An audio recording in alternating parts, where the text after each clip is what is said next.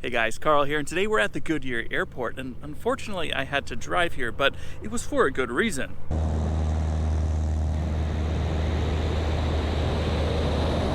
Yeah, I'm excited for what's coming, but nervous. Definitely nervous.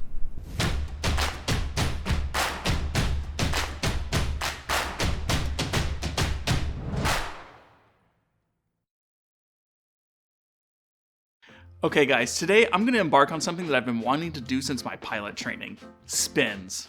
In fact, I tried doing them in my pilot training, but we just couldn't get the 172 to fully develop into a spin.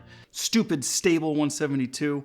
The reason I've wanted to do this is so that I have the training I need if I ever get into one. Plus, I wanted the training for another reason. But spin training is typically reserved for flight instructor applicants, just in case their students gets them into one. Which takes me back to why I'm at Goodyear Airport. My buddy John works at a flight school here named Fly Goodyear, and he's helped us to partner with them for some spin training, which is awesome of them. Quick tour of the place, they operate out of the Goodyear FBO, which is a really nice place. And they have a simple office, a training room, and 8 aircraft that their students get to fly. The staff there was really nice, and I enjoyed the laid-back atmosphere they offered. Anyways, enough about them, let's get on with the spinny stuff. The first thing John and I did was set up in the conference room for a little bit of training and briefing on our flight. Even though I already knew some of what he was teaching, it was a great refresher for me. First, he talked about what we were going to do in the 172, and then that the 172 we were using has a utility category that allows limited aerobatic operations, as long as the weight and balance fit in the envelope. Next, we talked about aerodynamics and how and why airplanes spin. Quick answer, you're flying slow, uncoordinated, and at a high angle of attack. This pushes one wing forward, making it travel faster through the air than the other wing. Then the lagging wing loses its lift and drops, while the leading wing keeps generating lift and, you get the idea, you start to spin. Not a good situation, but that's why we're here, to learn how to recover from it. Now, John decided to teach me the pair method. So first we have P, power to idle. In a spin, your thrust can cause downforce on the tail and make it harder to recover. Next, A, ailerons neutral. Using ailerons to correct for a spin will just make it worse, and you want your wings to be at the same angle of attack. Then R, rudder opposite the direction of the spin. You're not stepping on the ball here. Opposite rudder will stop the roll and yaw of the plane.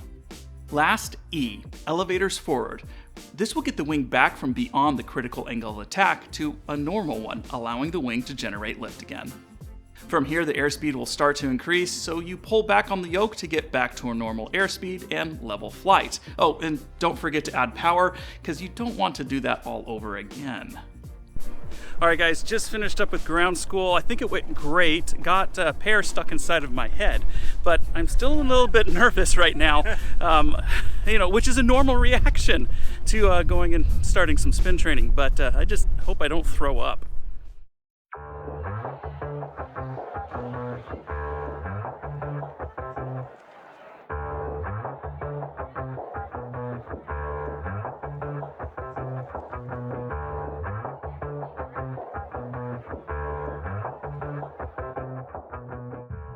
Okay, it was finally time for the real deal. At 8,500 feet, we went full power, pitched up, and kicked the rudder to yaw the plane. One wing dropped and the other one rose, and we flipped. But the plane didn't fully develop. It was more like an incipient spin. So we tried the other way, which should have been easier because of left-turning tendencies. We got a little further, but the plane was still reluctant to fully develop. Stupid stable 172. Still wanting that fully developed spin, we tried again, but this time John threw in some opposing aileron to help aggravate things a bit more. This time, I felt it. There was a distinct difference in how the plane felt once it started to spin, but once it did, I applied right rudder to stop it and recovered. John was happy with my performance. Alright guys, we just got done with the flight, and violent isn't quite the word that I want to go with, but it was definitely disorienting to say the least. Still a lot of fun. The nervousness went away as we're kind of flying out there, and the good news is I didn't throw up. But right now we're going to head back into the briefing room and have a little debrief and then get some lunch. In our debrief, we talked a bit more about the stability of the 172 and how they don't like to spin. I said that I noticed that as soon as I pressed opposite rudder in the spin, it quickly stopped, which was really cool. Then we talked a bit more about pair again because I went in the wrong order, forgetting to reduce power once we were nose down, which can also increase airspeed and recovery, getting us closer to VNE, and this type of stuff can happen. Came up and this thing rolled. And that happened too, and then we died. That can happen if you go past VNE. This is perfect.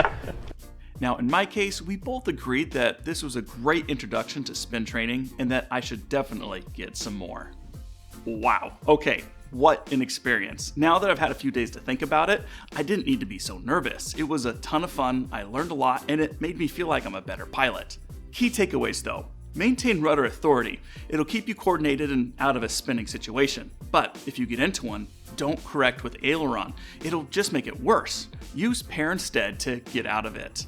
And guys, I encourage all of you to get some spin training. You won't regret it, I promise. Now, one last thing before we end this, I wanted to thank Fly Goodyear for providing this awesome training adventure. Hey guys, thanks for watching the video, and if you liked it, make sure to give it a like and head on over to our channel page to check out some of our other amazing aviation content. And make sure to subscribe while you're there to see what we're up to next, which is going to be a lot of great stuff. Also, we make this kind of content all the time and we can't do it without you guys, so please consider supporting us through Patreon or by buying us a coffee. Links to both of those are down in the description. As always, share aviation wherever you can, and we'll see you in the next one.